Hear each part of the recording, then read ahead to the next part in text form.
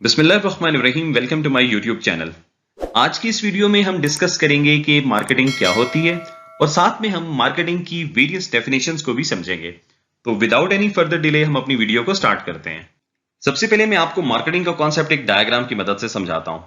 देखिए, हम सब ह्यूमन बींग्स की डिफरेंट नीड्स, वांट्स और डिमांड्स होती हैं। जैसे हमारी बेसिक नीड्स हैं फूड, वाटर, शेल्टर एक्सेट्रा। अब इन नीड्स, वांट्स और डिमांड्स को पूरा करने के लिए डिफरेंट प्रोडक्ट्स की जरूरत होती है, जो टेंजिबल भी हो सकती हैं या इनटेंजिबल भी हो सकती हैं। अब ये प्रोडक्ट्स हमें कहां से मिलेंगी या ये प्रोडक्ट्स कहां से आती हैं? तो मार्केट में कई प्रोड्यूसर्स या मैन्युफैक्चरर्स मौजूद होते हैं जो क्या करते हैं, वो तीन काम करते हैं। नंबर वन, वो प्रोडक्ट्स को क्रिएट करते हैं, फिर कम्युनिकेट करते हैं कस्टमर्स को और देन डिलीवर करते हैं। मींस के वो सबसे पहले प्रोडक्ट्स को क्रिएट करेंगे, क्रिएट करने के बाद वो ह्यूमन बीइंग्स मींस कस्टमर्स को कम्युनिकेट करते हैं through different means of communication, और उसके बाद प्रोडक्ट्स को कस्टमर को डिलीवर करके अपनी प्रोडक्ट से सेटिस्फाई करते हैं।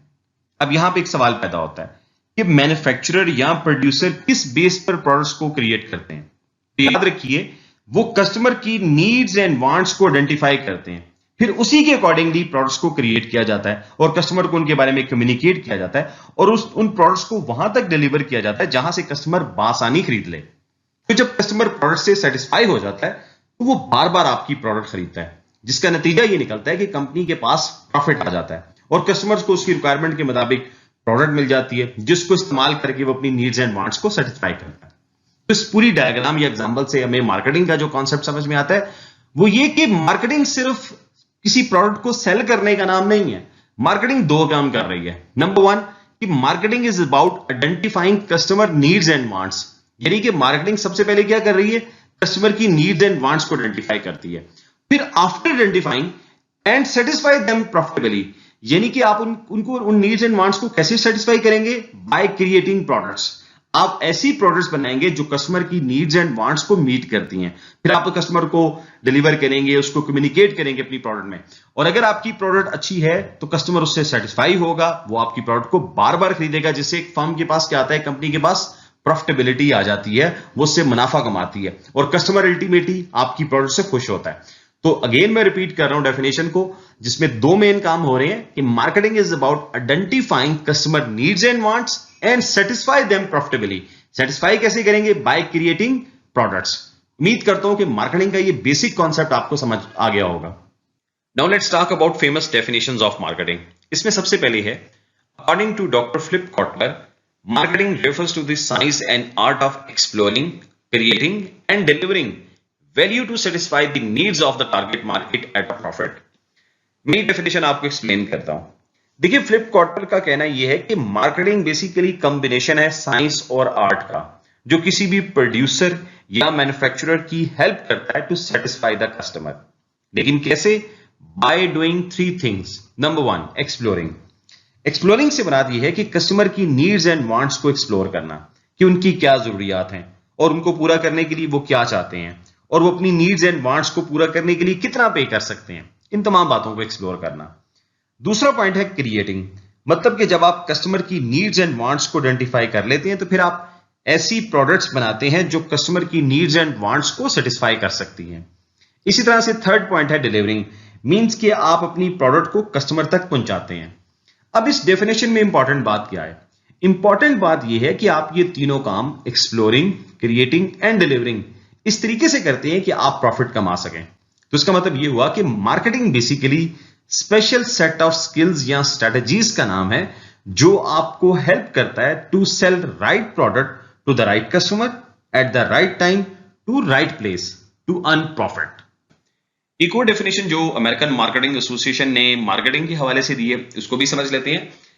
Marketing is the activity set of institutions and processes of creating, communicating, delivering and exchanging offerings that have value for customers, client, partners and society at large. इस definition को मैं आपको break करके simple words के साथ explain करता हूं। Definition के स्टार्ट में कहा गया है कि marketing is the set of activity, यानी कि मार्केटिंग एक एक्टिविटी का नाम है, ना कि ये एक आउटकम है। मींस कि ये एक्टिविटी ऑर्गेनाइजेशन के लिए की जाती है और इस एक्टिविटी को बाकायदा डिजाइन करके, प्लान करके ऑर्गेनाइजेशन के जो कॉर्पोरेट गोल्स होते हैं, यानी कि पैसा कमाना वगैरह, उसको अचीव किया जाता है। नेक्स्ट जो कहा गया है कि set of institutions and processes, इस बात से मुराद ये है कि चूंकि मार्केटिंग एक एक्टिविटी है जिसमें कई प्रैक्टिसेस, प्रोसीजर्स और अप्रोचेस का इस्तेमाल किया जाता है to do some certain task, और वो क्यों किया जाता है? ताकि आप अपने अल्टीमेट गोल को हासिल कर लें। नेक्स्ट आगे जो कहा गया है that is creating, communicating, delivering and exchanging. अब क्रिएटिंग से मुराद ये है कि ऐसी प्रोडक्ट्स बनाना जो कस्टमर की नीड्स एंड वांट्स को फुलफिल करती हो, यानी कि कस्टमर को फायदा दें। कम्युनिकेशन से मुराद ये है कस्टमर्स को प्रोडक्ट्स के बारे में बताना। डिलीवरी से मुराद ये है कि प्रोडक्ट जो कस्टमर तक डिलीवर करना। और एक्सचेंज से मुराद ये है कि in exchange of products get some financial returns. Final part में कहा गया है कि have value for customers, clients, partner and society at large, यानी कि मार्केटिंग के जरिए ऑर्गेनाइजेशन बहुत सारे स्टेक होल्डर्स को वैल्यू प्रोवाइड करती हैं। वो स्टेक होल्डर्स क्या हैं? जिस तरह भी जिक्र किया, कस्टमर है, क्लाइंट है, पार्टनर है, सोसाइटी एट लार्ज है। वो कैसे? देखिए, कस्टमर जो है वो तो की पार्ट ऑफ द बिजनेस है, क्योंकि प्रोडक्ट्स आप उनको सेल कर रहे हैं तो आप उनको टारगेट करते हैं, उनको वैल्यू देते हैं। इसी तरह से क्लाइंट की टर्म भी इस्तेमाल की गई है फॉर मार्केटिंग।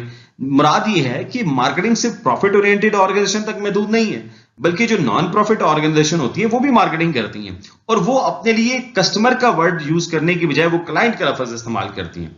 इसी तरह से पार्टनर्स जो हैं, और पार्टनर्स में कौन शामिल है? ऑडिशन के सप्लायर्स, होलसेलर्स, रिटेलर्स वगैरह, और फाइनली सोसाइटी एट लार्ज। इससे मुराद ये है कि अब ऑर्गेनाइजेशंस जो हैं वो ऑल्दो कि उनका टारगेट पैसा कमाना ही होता है, जो कॉर्पोरेट ऑर्गेनाइजेशन है, जो प्रॉफिट ओरिएंटेड ऑर्गेनाइजेशन है, लेकिन अब वो ज्यादा फोकस प्रॉफिट के ऊपर नहीं करती हैं, वो साथ साथ अपनी सोसाइटल मार्केटिंग के कॉन्सेप्ट के ऊपर भी काम कर रही हैं।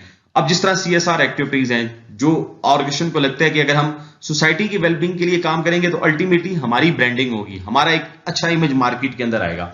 तो ये जो सोसाइटल मार्केटिंग का कॉन्सेप्ट है ये भी एक इमर्ज हो रहा है। तो सारी डेफिनेशन का कहने का जो मकसद ये है, इसका समअप ये है कि मार्केटिंग ऐसे टास्क पर मुश्तमिल होती है जो किसी भी मार्केट में वैल्यू जो है वो डिलीवर करती है।